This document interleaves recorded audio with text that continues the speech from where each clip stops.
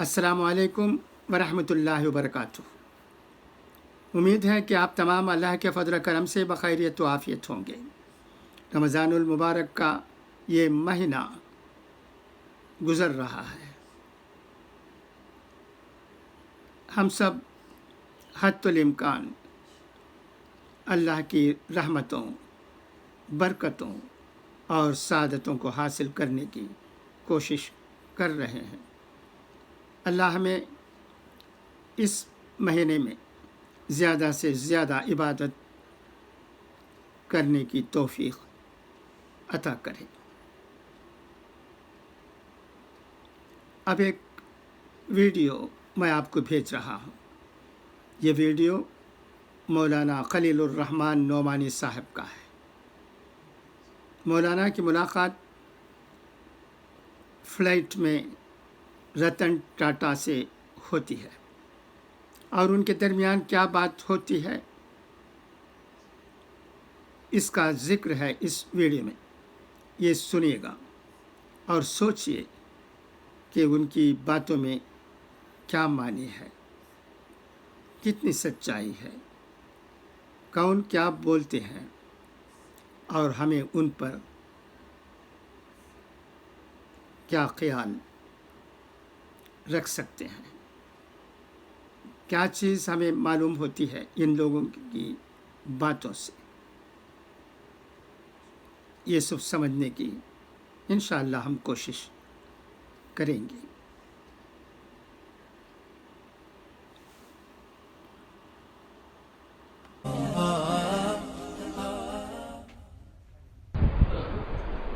आज दुनिया में पैसे बहुत बढ़ गए हैं, लेकिन बरकत है? बरकत? हर शख्स रो रहा है, हर शख्स परेशान है, अजीब हालत है। एक बार जहाज में बैठा मैं,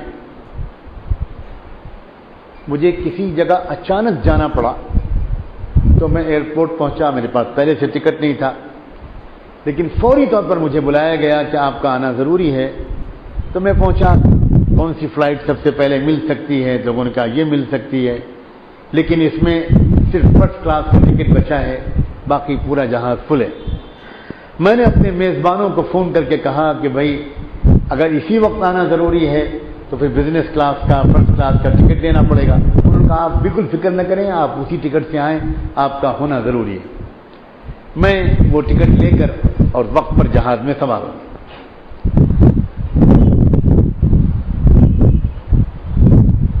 लेकिन जहाज लेट होता चला गया, 10 मिनट, 15 मिनट, आधा घंटा। अब मुझे तो जल्दी पहुंचना था, मुझे उलझन होने लगी कि ये क्या हुआ। और कोई ऐलान भी नहीं कर रहे। जहाज में आमतौर पर अगर किसी वजह से ताख़ीर होती है तो वो ऐलान करके बता देते हैं कि फला वजह से ज़रा देर लग रही है, मुसाफिर लोग ज़रा माफ़ करें और बर्दाश्त करें। लेकिन कोई ऐलान भी नहीं करे। तो जहाज के अमले के एक नौजवान लड़के से मैंने पूछा, उसका जो नाम लिखा हुआ था उससे पता लग रहा था कि ये मुसलमान है। तो मैंने उसको बुलाया, मैंने कहा भाई ये फ्लाइट क्यों लेट हो रही है? तो उसने मुझसे कान में कहा कि मिस्टर रतन टाटा आने वाले हैं और उनका जो प्राइवेट जहाज है वो खराब हो गया है, जो उनका ज़ाती जहाज है, और उनको पहुंचना है। तो उनका फ़ोन आया है कि ज़रा मेरा इंतज़ार करें, मैं आ रहा हूं। तो रतन टाटा, वमा अदरा का मा रतन टाटा, दुनिया के चंद मालदारों में से एक। तो रतन टाटा का इंतजार हो रहा है, ये उसने मुझसे चुपके से कहा। खैर 15-20 मिनट के बाद वो आ गए। अब मेरी खुशनसीबी या बदनसीबी कि पूरे फर्स्ट क्लास में सिर्फ एक सीट खाली थी जो मेरे बगल में थी। उनको यहीं पर बिठाया गया। मैंने महसूस किया कि शराब के नशे में है वो। खैर, लेकिन मेरा दिल चाहता था कि मैं कुछ बात करूं उनसे। اللہ نے ایک موقع دیا ہے تو میں کسی طرح پیغام پہنچاؤں. تو میں نے ان سے کچھ بات چیت شروع کی, کچھ تعارف ہوا. تو جب میں نے ان کو مسٹر رتن کہہ کر پکارا, وہ تو انگلش ہی بول سکتے ہیں, تو وہ چونکے کہ میں ان کو پہچانتا ہوں. ان کو حیرت ہوئی کہ ایک مولوی صاحب یہ مجھے پہچانتے ہیں. تو میں نے ان سے انگریزی میں بات کی اور میں نے ان سے پوچھا, یہ بتائیں مسٹر رتن, آپ تو دنیا کے شاید سب سے زیادہ خوش آدمی ہوں گے. تو رتن نے مجھ کو 2-3 منٹ گھور کے دیکھا. کہنے کہ مسٹر نعمانی, میں نے اپنا کارڈ دیا تھا ان کو, مسٹر نعمانی اور کسی ٹاپک پر بات نہیں کر سکتے ہم لوگ. یہ جواب دیا. اینی ادر ٹاپک, کیا ہم کسی اور موضوع پر بات نہیں کر سکتے؟ میں نے کہا مسٹر رتن, آپ کا نام ہم سن رہے ہیں 10-20 سال سے, اور پچھلے چند سالوں میں تو بار بار تذکرہ آیا ہے آپ کا, کیونکہ آپ شاید دنیا کے 3-4 مالدار آدمیوں میں سے ایک ہیں. تو اس لیے میں آپ سے صرف اتنا جاننا چاہتا ہوں کہ دنیا کے سب سے خوش آدمی ہوں گے آپ, تو آپ ذرا بتائیے نا اس بارے میں. تو رتن بولے, ہماری صاحب پلیز, اگر اور کوئی بات نہیں کر سکتے تو مجھے آرام کرنے دیجیے, میرے دل کے تاروں کو مت چھیڑیے. میں جب بچپن میں تھا, بچہ تھا, when I was a very small child of 7 to 8 years old, تب میں کبھی خوش رہتا ہوں گا. اب تو زمانہ ہو گیا, میں خوشی سے بالکل محروم. میرا خیال میں ہماری مسجد کے مؤذن بھی زیادہ خوش رہتے ہیں.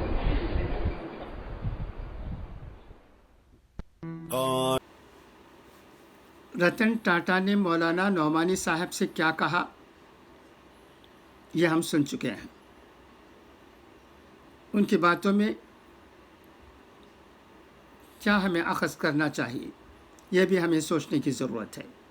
مگر ہم جیسے لوگ یہ سمجھتے ہیں کہ رتن ٹاٹا جیسے بڑے انڈسٹریلسٹ کو خوش ہونے کی ضرورت ہے, کیونکہ ان کی وجہ سے لوگوں کو فائدہ پہنچتا ہے. اس ویڈیو میں رتن ٹاٹا نے کیوں خاموشی اختیار کی؟ یہ ہو سکتا ہے ان کی میگنانیمٹی ہے, وہ اپنے آپ کو بڑا بتانا نہیں چاہتے تھے, یا کوئی اور وجہ بھی ہو سکتی ہے, اس کے بارے میں اللہ ہی بہتر جانتا ہے, ہم نہیں جانتے ہیں. مگر جہاں تک انڈسٹریز کا سوال ہے, ان کو خوش ہونا چاہیے. خوش ہونے کا موقع ہے. فرض کیجیے ہمارے کئی تاجر ہیں, بڑے بڑے کارخانے چلاتے ہیں, ہزاروں لوگ وہاں کام پاتے ہیں, کیا وہ خوش ہیں یا نہیں؟ یہ سوال اٹھتا ہے. تو ہم جیسے لوگ یہی سمجھتے ہیں کہ ان کو خوش رہنا چاہیے, ان کو اللہ کا شکریہ ادا کرنا چاہیے کہ اللہ نے انہیں خدمت خلق کا موقع عطا کیا ہے. ان سے بڑھ کر اور کون ہو سکتے ہیں خوش؟ تو اس لیے ایک مالدار کا کسی اور سے موازنہ کرنا کہاں تک ٹھیک ہے مجھے سمجھ میں نہیں آتا ہے. ہو سکتا ہے مولانا ٹھیک کہہ رہے ہوں, مگر ہم جیسے لوگ یہ سمجھنے سے قاصر ہیں کہ یہ بڑے انڈسٹریلسٹ کا موازنہ یہ ایک مؤذن سے ہو رہا ہے. اگر مؤذن کو اس لیے تعریف ہوتی ہے کہ وہ اللہ کا کام کرتے ہیں تو یہ اور بات ہے, مگر جہاں تک اور چیزیں ہیں اس کے بارے میں ہم کہہ سکتے ہیں کہ یہ کمپیریزن ٹھیک نہیں ہے. ایسا کمپیریزن نہیں کرنا چاہیے, ہو نہیں سکتا, کیونکہ اگر اللہ کی عبادت کرنے والے ایک آدمی کو اس لیے ہم خوش سمجھتے ہیں کہ وہ عبادت میں لگا ہوا ہے تو یہ اور بات ہے، جیسا کہ میں نے پہلے بھی کہا، مگر کسی اور وجہ سے نہیں۔ آج ہمارے مؤذنوں کی، اماموں کی کیا حالت ہے؟ اکثر مساجد میں یہ بھی دیکھنے کی بات ہے، کیا وہ سچ مچ خوش ہیں؟ کیا ان کے لیے پیسوں کی ضرورت نہیں ہے؟ کیا ان کی فیملی نہیں ہے، خاندان نہیں ہے؟ کیا ان کے بال بچے نہیں ہیں، ماں باپ نہیں ہیں؟ کیا ان تمام لوگوں کی دیکھ بھال کے لیے ان کو بھی پیسوں کی ضرورت نہیں ہے؟ جب مولانا کی یہ ویڈیو سنتے ہیں تو یہ تمام سوالات ہمارے دل میں اٹھتے ہیں، ان کا جواب بھی تسلی بخش ہمیں ملنا چاہیے۔ تو رہی بات بڑے تاجروں کی، جو ہمارے درمیان ہیں، ہم جیسے لوگ یہی سمجھتے ہیں کہ وہ خوش ہیں۔ انہیں خوش رہنا چاہیے، اس لیے کہ ان کی وجہ سے قوم کا کام، ملک کا کام اچھی طرح ہو رہا ہے۔ وہ اسکولوں کی، مدرسوں کی، کالجوں کی مدد کرتے ہیں، تعمیر بھی کرتے ہیں، ان سے ہزاروں لوگوں کو نوکری ملتی ہے۔ اگر کسی ایک کو نوکری ملتی ہے تو اس کا مطلب یہ ہوتا ہے کہ ان کے گھر میں رہنے والے 4-5 افراد فائدہ پاتے ہیں۔ جب ہم اس طرح دیکھتے ہیں دین کی روشنی میں بھی، تو ہمیں یہی معلوم ہوتا ہے کہ اللہ تاجروں کو اور برکت دے، اور ترقی دے، ان کے کاروبار میں ترقی ہو، ایکسپورٹ میں ترقی ہو، کیونکہ وہ خدمت خلق کا کام تمام کوششوں سے اچھی طرح کر رہے ہیں۔ مشکلات میں ہیں تب بھی وہ اس مشن کو جاری رکھتے ہیں، اس امید سے کہ اور ان کو فائدہ ہوگا، ترقی ہوگی۔ اگر کسی کا کاروبار نقصان میں ہے تو اس سے بھی بری ہونے کی کوشش کرتے ہیں، مگر کاروبار کو نہیں ٹھہراتے۔ ان تمام باتوں سے ہمیں یہی معلوم ہوتا ہے کہ وہ ایک مشنری زیل کے ساتھ یہ کاروبار کر رہے ہیں، اس لیے ان کی ترقی ہونی چاہیے، ان کے لیے سب کی دعا ہونی چاہیے۔ وہ جیسا کہ میں نے 2-3 مرتبہ اب تک کہہ چکا ہے، حقوق العباد میں مصروف ہیں، وہ خوش ہیں، انہیں خوش رہنا چاہیے۔ بس مجھے مولانا خلیل الرحمن نعمانی صاحب کی ویڈیو دیکھنے کے بعد چند سوالات میرے ذہن میں پیدا ہوئے، جسے میں آپ کے سامنے لا چکا ہوں۔ آپ بھی ان چیزوں پر سوچیے، غور کیجیے اور ایک ڈیسیشن پر آئیے۔ بس اب آج کی چند اہم خبریں ہیں، انہیں بھی میں سناتا ہوں، سماعت فرمائیے۔ آئین کو بحال کرنا سپریم کورٹ کی ذمہ داری، مولانا محمود مدنی نے کہا ہے۔ صدر جمعیت علماء ہند مولانا محمود اسد مدنی نے تمام معاملات پر جمعیت علماء ہند کی طرف سے پیش ہوئے وکیلوں کی عمدہ بحث کی ستائش کی اور کہا کہ یشونت دوبے جی نے عدالت کے سامنے جو یہ موقف رکھا ہے، کیا یہ ریاستی پالیسی بن چکی ہے کہ ہر فساد کے بعد بلڈوزر کا استعمال کرتے ہوئے سماج کے ایک خاص طبقے کو نشانہ بنایا جا رہا۔ بالکل یہ ملک کے سبھی انصاف پسندوں کا احساس ہے۔ یہ عمل ملک میں جمہوریت، آئین اور قانون کو کمزور کرنے والا ہے اور آئین پر بھروسہ رکھنے والوں کے اعتماد کو توڑنے والا ہے۔ انہوں نے کہا کہ فرقہ پرست عناصر اور ان کے سرپرستوں کو समझना चाहिए कि उनके इस रवैये से मुल्क की अजीम वरासत को नुकसान पहुंच रहा है और बैनुल अक़वामी सतह पर मुसलमानों को बदनाम करने वाले और वतन अजीज़ के दुश्मनों को मौका दिया जा रहा है। इसलिए सुप्रीम कोर्ट की ये जिम्मेदारी है वो न सिर्फ आइन को बहाल करे बल्कि मुल्क के वक़ार, सालिमियत और उसकी मुश्तरका तहज़ीब व वरासत की हिफाजत के लिए ज़रूरी अहकामात जारी करे।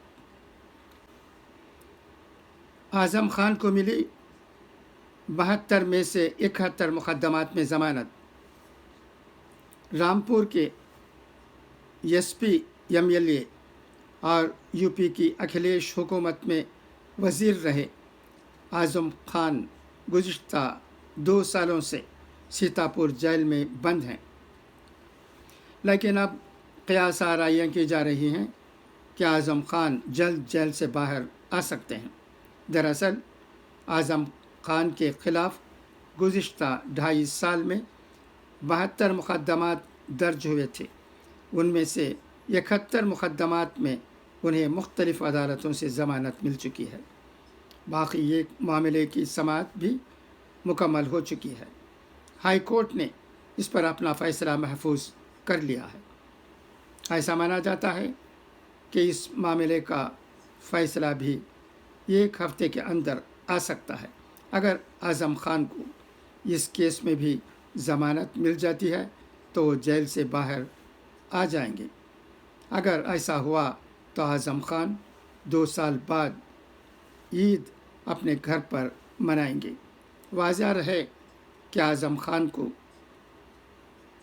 26 फरवरी 2020 को गिरफ़्तार किया गया था। मई 2019 से अब तक उनके ख़िलाफ़ 72 मुकदमात जारी किए गए हैं। वज़ीर आज़म नरेंद्र मोदी ने जुमेरात को कहा कि हिंदुस्तान ने कभी भी किसी मुल्क या माशरे के लिए ख़तरा नहीं बना, बल्कि वो आलमी तनाज़ात के दरमियान आलमी बहबूद के बारे में सोचता है। सिखों के 9वें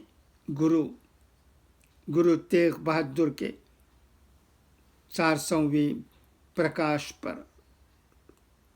पर्व के मौके पर लाल किला में मुनाक़दा एक तकरीब में शिरकत के बाद अपने खिताब में वज़ीर आज़म ने यह भी कहा कि साल 2047 में जब मुल्क अपने आज़ादी की 100वीं सालगिरह मनाए तब हिंदुस्तान ऐसा हो जिसमें सलाहियत हो, दुनिया को देखे और दुनिया को नई बुलंदियों पर ले जाए। वज़ीर आज़म ने भरोसा दिलाया कि सिख गुरुओं के आशीर्वाद से हिंदुस्तान अपने वक़ार की चोटी पर पहुँचेगा और मुल्क जब अपनी आज़ादी की 100वीं सालगिरह मनाए तो एक नया हिंदुस्तान दुनिया के सामने होगा। 400वीं प्रकाश पर्व पर अब आइए अक़वाल ज़र्रीन सुने। अच्छी बात कहना और दरगुज़र करना ऐसी खैरात से बेहतर है जिसके बाद आज़ार पहुँचाया जाए। अल्लाह एहसान करने वालों को दोस्त रखता है,